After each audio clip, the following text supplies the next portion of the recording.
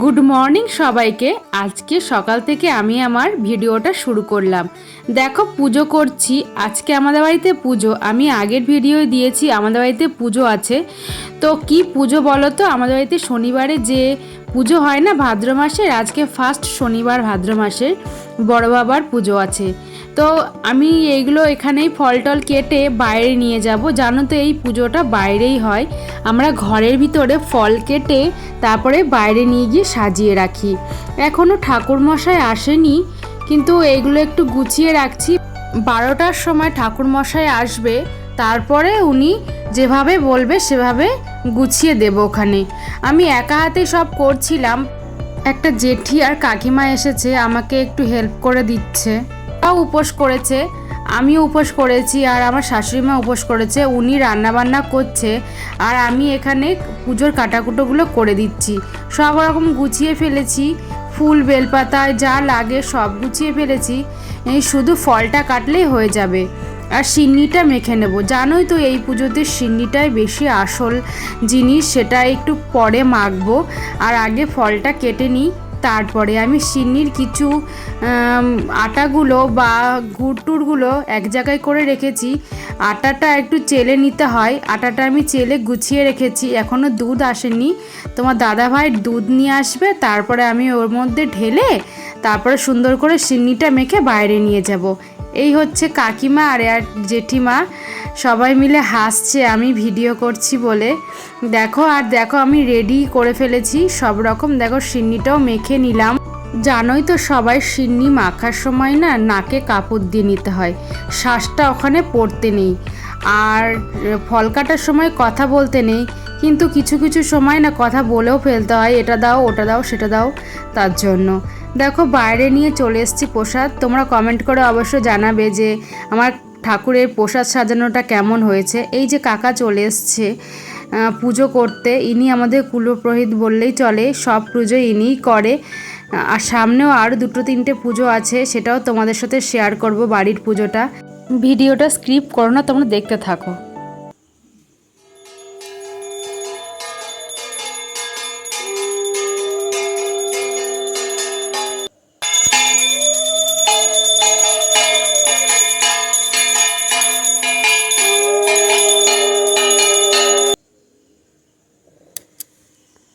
বাড়িতে পুজো হলে জানো তো অনেক রকমই দায়িত্ব থাকে, আর বিশেষ করে একটা বউ হলে তো তার কাঁধে এসে সবই পড়ে।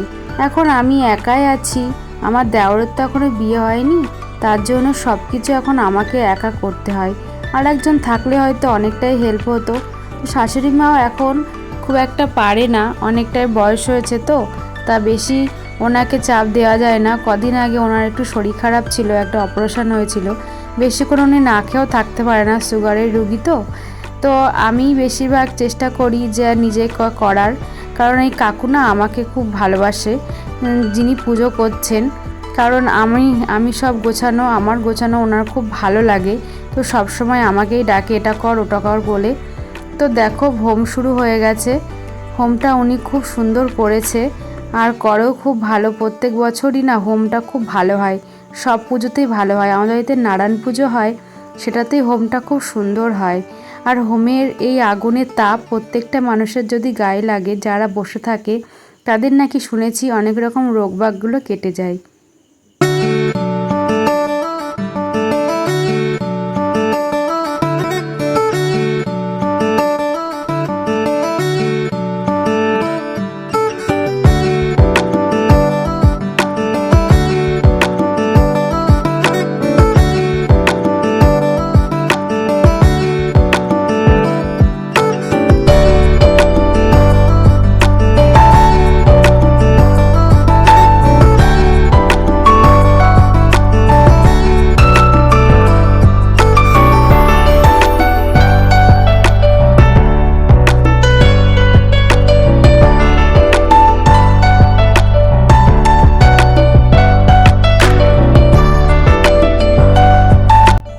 হোমটা হয়ে গেলেই না তারপরে অঞ্জলি হবে। অঞ্জলির পরে কাকু পুঁথি পড়ে শোনায় ঠাকুর মশাই।